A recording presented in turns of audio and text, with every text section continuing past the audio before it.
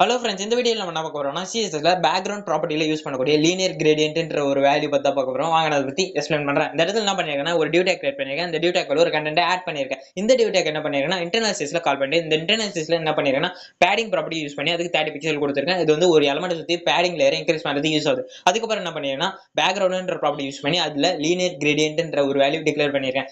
இந்த லீனியர் கிரேடியன்ட்ன்றது எதுக்கு யூஸ் ஆகுதுன்னா ஒரு பேக்ரவுண்ட்ல மல்டிபிள் கலரை மிக்ஸ் பண்ணி காட்டுறதுக்கு நம்ம இதை யூஸ் பண்றோம். இந்த இடத்துல லீனியர் கிரேடியன்ட்ன்ற வேல்யூ டிக்ளேர் பண்ணிட்டு அதுக்கு பிராக்கெட் ஒன்று கிரியேட் பண்ணிருக்கேன். இந்த பிராக்கெட்ல தான் நம்ம கலரை ஆட் பண்ணுவோம். இந்த இடத்துல நான் ரெட் அண்ட் கிரீனை ஆட் பண்றேன்.